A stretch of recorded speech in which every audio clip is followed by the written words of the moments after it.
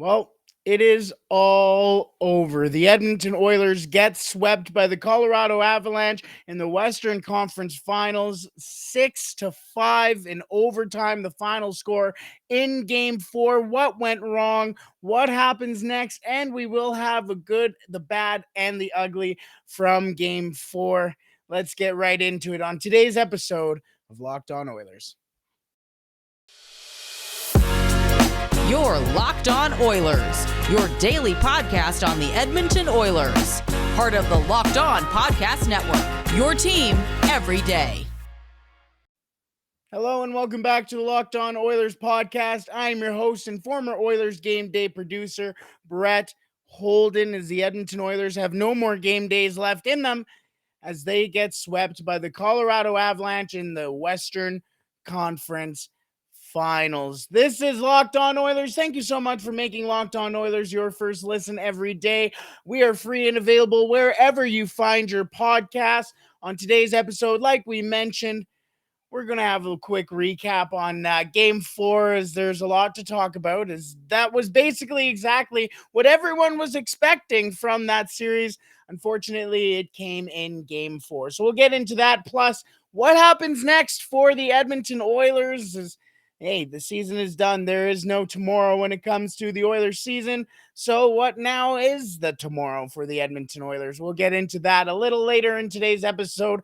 Plus, we will get into the good, the bad, and the ugly as well from Game 4. That will be the second segment today. It's normally the last one, but since we're looking into the future with the what happens next, that will be the second feature today. Thank you so much once again for tuning in to Locked On Oilers. Let's get into that Game 4. Again, I normally have notes upon notes upon notes to talk about from games, but all I put down was vent. As if you can read my very, very clean handwriting is what didn't happen in that game. We saw Dylan Holloway's NHL debut for 7 shifts, less than 5 minutes. Zach Kassian went from the most hated guy on the ice to somehow the most lovable numerous times throughout that game.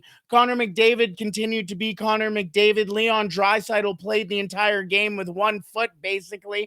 And we found out the extent of Darnell Nurse's injury. Mike Smith was Mike Smith. I mean, the storylines are endless, and where we'd start is really where we want to, because there was so much that happened. At one point, it looked like we weren't going home, but we are.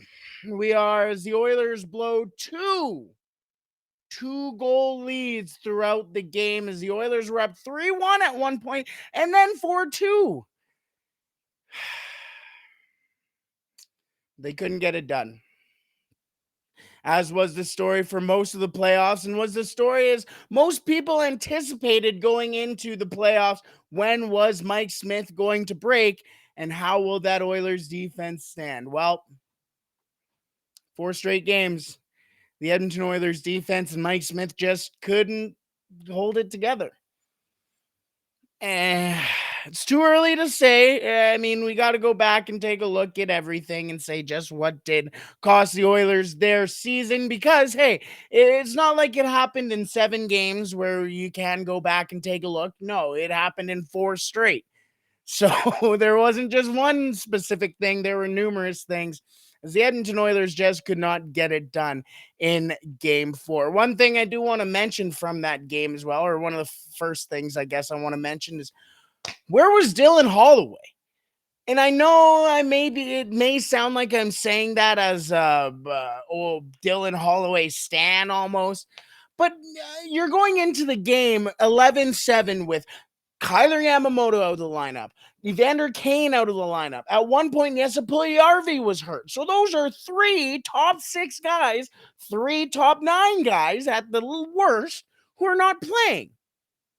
So now what do? You bring in a guy like Dylan Holloway, who has a little bit of a spry in his step, a little kick in his butt. Did you play him for 7 shifts? The kid didn't even get a single shift in overtime or the third period. Not even one shift in the third period. But yet on the game-winning goal, the series-clinching goal, the goal that ended your season, Brad Malone is taking the face-off. Brad Malone. Really? Brad Malone has that much more pedigree to be playing that much more ice time and that much more high leverage times than Dylan Holloway? Are you kidding me? You basically played an elimination game 10-7. You basically played that game with one forward. And you're going to go and stand here right now as I'm watching Jay Woodcroft do his press conference right now and be proud of what just happened? Are you kidding me? You just willingly played a forward down the entire game, and you go, oh, well, that's the game. You got to go one game at a time. Well, we went one game at a time, and after each one of those games, you lost. So you take a look at the next game and go, oh, what can we do next? What can we do better? There were a lot of things the Oilers could have done better, and they did not do it. The Oilers' defense looked just as bad at points as they did throughout the entire series, especially in that third period and that overtime. Hell, even in the second period, there were times where you're just sitting there going, oh, look, Colorado's in the Oilers' end again. There was no defensive support. There was no support on Mike Smith, which I'm normally one to side with the goalie and go, hey, there was something else external going on. But Mike Smith cost the Oilers that game numerous times, in fact. Not just in overtime, not just on the fifth goal, not just on the fourth goal. The fact that I have to say 6 goals is kind of outrageous. I mean, I'm watching that fourth goal on Mike Smith for the Colorado Avalanche, and I'm going, man, if we had a competent goaltender who understood how angles worked, hell, maybe we still might be in the lead. I didn't think I was going to get this animated. I really didn't. Because, I mean, like I said, there is no tomorrow for the Oilers. Connor McDavid worked his ass off in game 4 and game 3 in the entire series. And a lot of the guys on the Oilers just could not keep up or even give him some sort of support throughout the series. Finally, in game 4, he finally got some. Zach Hyman looked fantastic, worth every single penny Ken Holland put on the kid. Leon Draisaitl still went out there and put up 3 points on one leg. 4 points, however many he finished with. I think he got 4 assists off the top of my head. One leg. And then what? Ryan Nugent-Hopkins, longest tenured Oiler, goes out there and scores an important goal. And then the back end just gives it up. This entire series, the defense has given up and failed the forwards. This entire series. I mean, I guess except for game 2, because the Oilers were shut out, and that's offense. So, I mean, at points, the offense did kind of sewer the defense as well. But long story short is, the Edmonton Oilers are going home because of stupid mistakes. And the Edmonton Oilers are going home because of the issues that a lot of people knew that the Oilers had finally came to the surface and cost the Oilers a series. Not only a series, it cost them 4 games straight. 4 games straight. Not just, we got the split. We're going home with a win. Oh, we got another. Oh, it's 2-2. Oh, no, you lost 4 in a row. Second straight year, the Edmonton Oilers exit the playoffs because of a sweep. Last year, the Winnipeg Jets did it in the first round for the Edmonton Oilers. We will call this venting session there. because we're going to get into more pointed, I guess, a little bit more pointed arguments for the good, the bad, and the ugly in just a second. But first, let me tell you about our partners at Built Bar. Our Built Bar. Don't you just love a chewy, chocolatey brownie? What about a caramel brownie with a caramel swirled on top? Oh, so good. What if I told you that you can have all that chewy, chocolatey deliciousness plus 17 grams of protein? Yeah, well, you are in luck because caramel brownie bars are available at built.com right now. And you got to act fast because they are a fan favorite. They're already a fan favorite. The best part, caramel brownie bars are covered in 100% real chocolate. For real. I'm being honest. A protein bar with 100% real chocolate. With Built, you don't have to sacrifice tasty for healthy. You can have both. There are a million reasons that you should try Built bars, but for now, let's just say that the caramel brownie will rock your world. That is not an understatement, everybody. I am telling you. They will rock your world. With Built, tasty is the new and healthy go-to. The go-to for healthy and good. It just tastes good. Head to built.com right now to get your box of caramel brownie bars. And while you're there, make sure to use the promo code LOCKED15, that is 15, to get 15% off your next order. At built.com, use the promo code LOCKED15 to get 15% off your next order.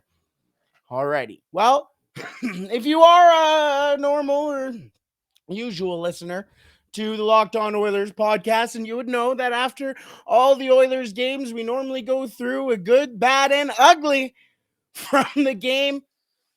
And it's normally the last segment of the show, but today, since it is the last game for the Oilers, we will do a little tiny bit of a look ahead for the Oilers. And sadly, everybody, this is the final good, bad, and ugly of the 2021-2022 season. All right, let's just get through it. The good from game 2, or game 4, I should say, is that the Oilers had two goal leads. Hey, it's something that we mentioned that if the Oilers wanted to have some sort of success in game 4, that they needed to do. They needed to have a lead for longer than the 36 seconds.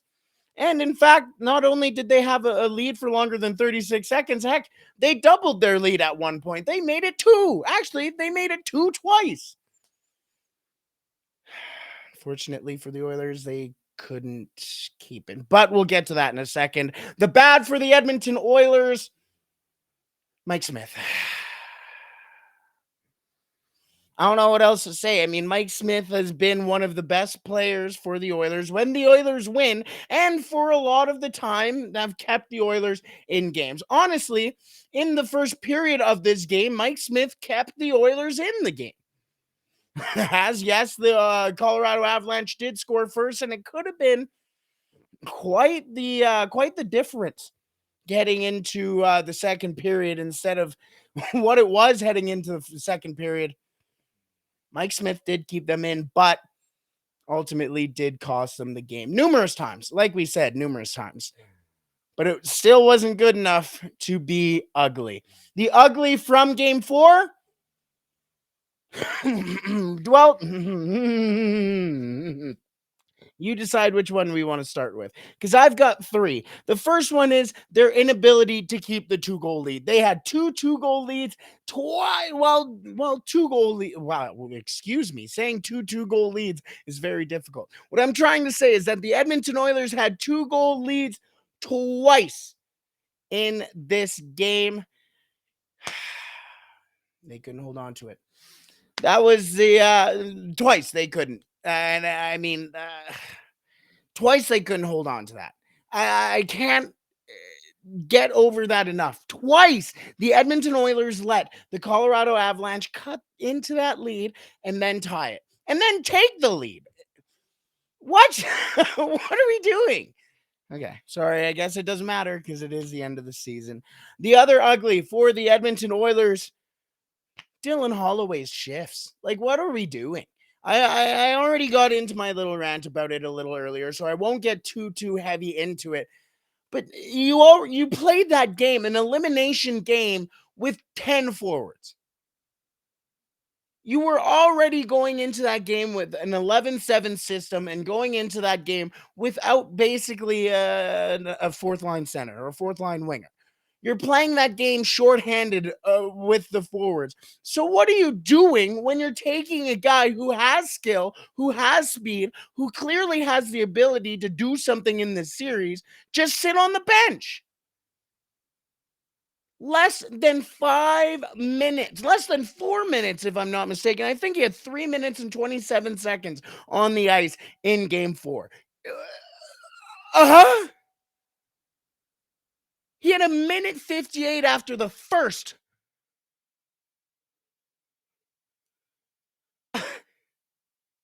I'm in shock. I'm in shock that you were willingly, as Jay Woodcroft was willingly to go into that game playing 10 forwards throughout the whole game. Even when the Oilers were up 2 goals in the third period, you couldn't even sit there and go, hey, why don't you go out there for a shift, see what you do?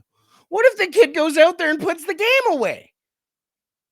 What if he goes out there and prevents a goal? What if he goes out there and lays a series-changing hit? We'll never know because he played 3 minutes and 27 seconds. Unbelievable. And the final ugly from game 4 is, and I'll put this away because this might be a little bit of a vent session, and I don't know how else really to preface this because it went on both sides here. The officiating in game 4 was awful. It was very bad, to say the least, honestly. And it was on both sides. It put players on both sides in danger. It wasn't controlling the game. It wasn't your reactionary calls. They were just calls to make calls. And some of them were makeup calls for missing a call.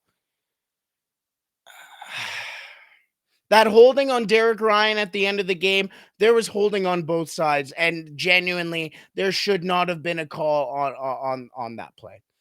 There shouldn't have. On Mikko Rantanen, it was going both ways. It was really going both ways.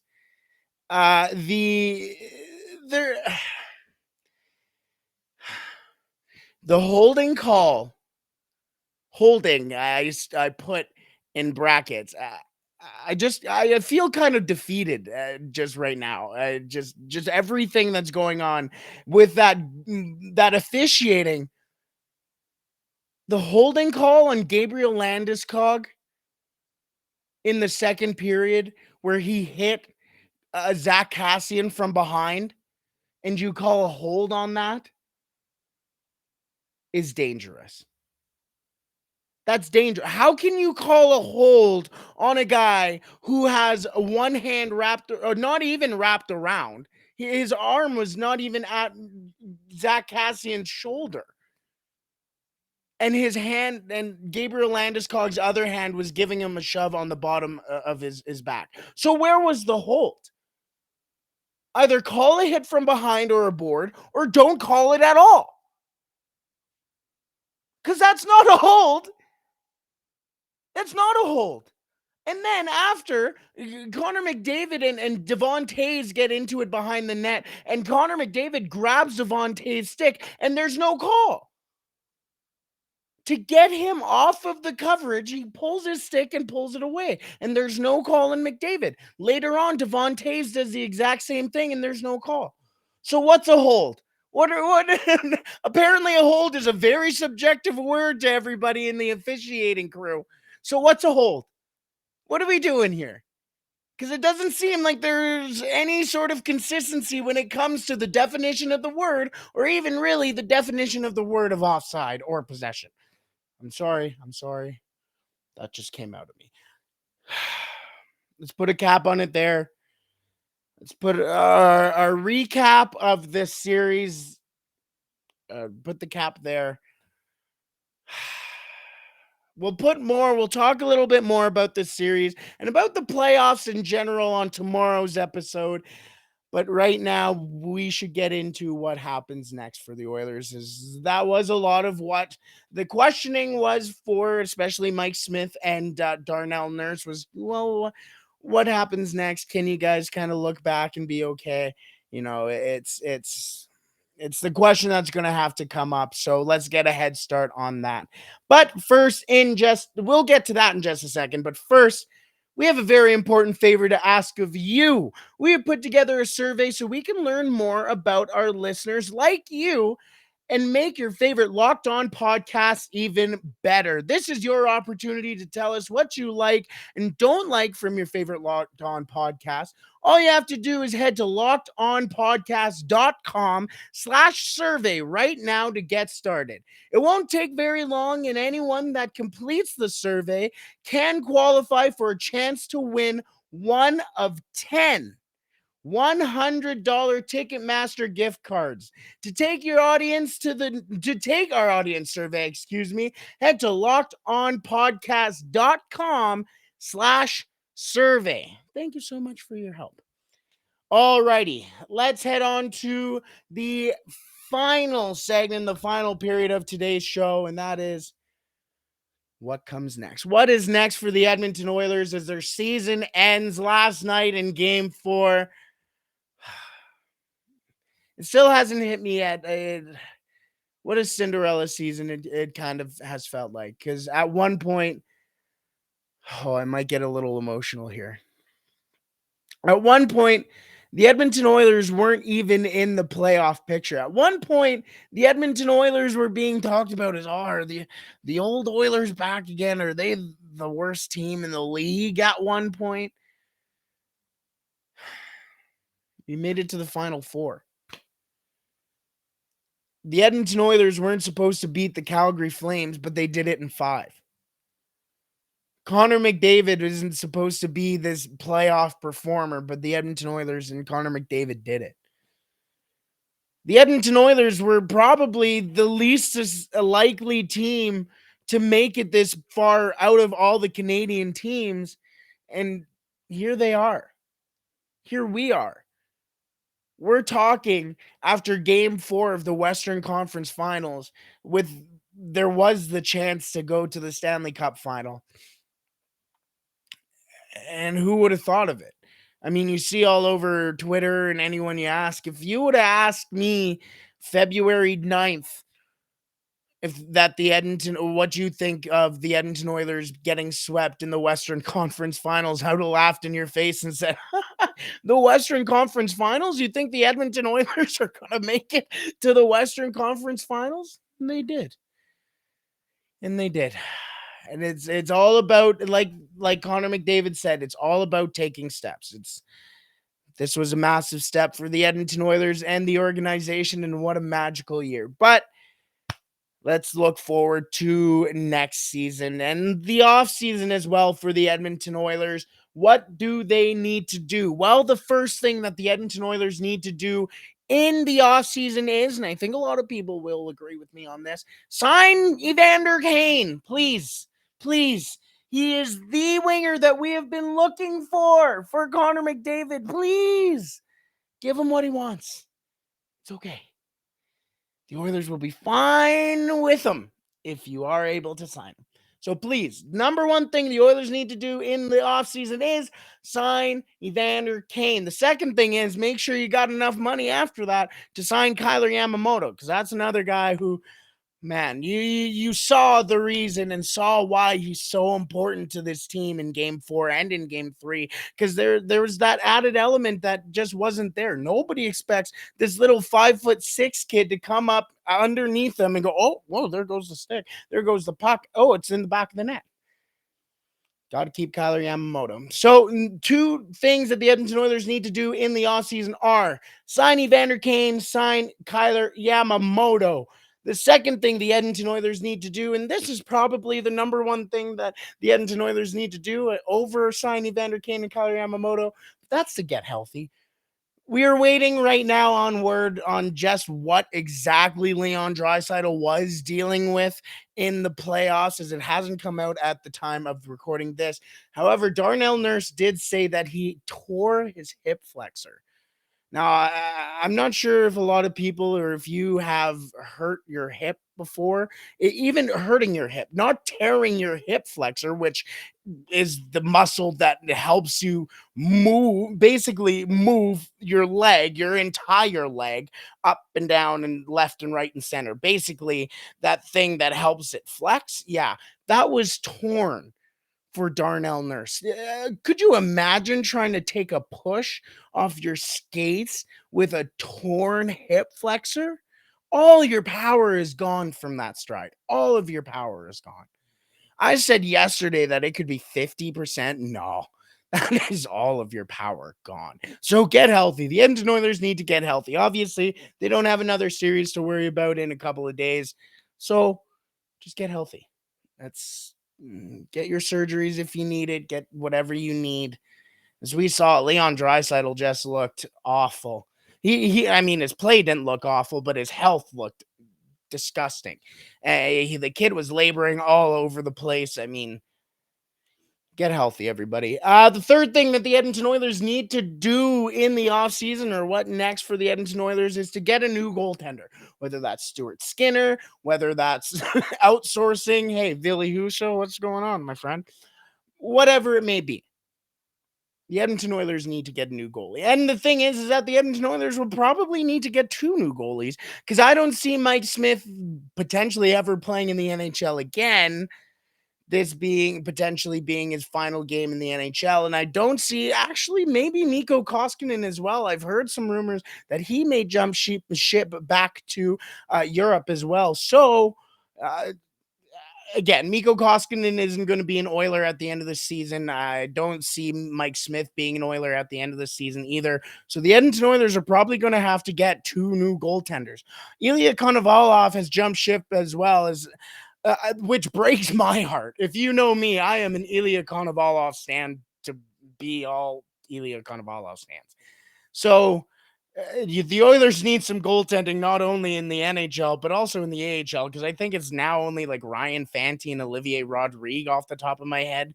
So the Oilers don't have any goaltending depth at all anymore. The fourth thing that the Edmonton Oilers need to address in the offseason is Duncan Keith coming back or no? What are we doing here? Is he going to retire? He didn't look great in the playoffs. At times he looked all right, but all right is basically the baseline or the ceiling that we got from Duncan Keith. It really hadn't looked great for Duncan Keith the last couple of series. So is that the end of Duncan Keith as we know it in the NHL, or will he move on from the Oilers, or will he be back?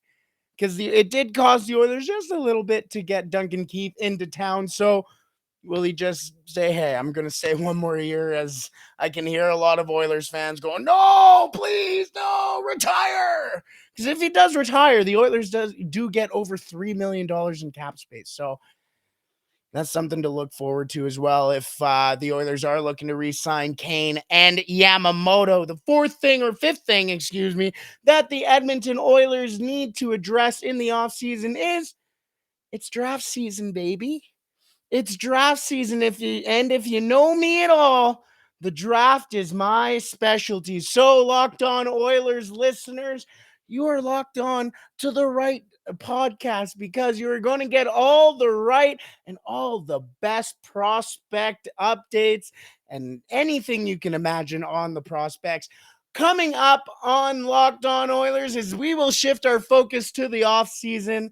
Sadly, I guess, exit interviews come for the Edmonton Oilers in the coming days, likely tomorrow, or actually today probably, or tomorrow. We shall wait and see for those. We will have a full recap of those exit interviews. We will also talk about the playoffs that have been for the Edmonton Oilers.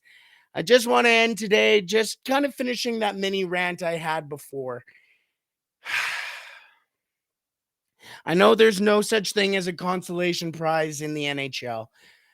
I know, as Mike Smith said, there's no participation medal for making it to the third round. But Edmonton Oilers fans, everybody who has ever cheered for the Edmonton Oilers over this past season, what a season it's been. Like I said before, at some points, the Edmonton Oilers weren't even supposed to be in the playoffs. And being a part of this run, I've said in previous episodes, has made me feel like a kid again. Because this is what sports is about.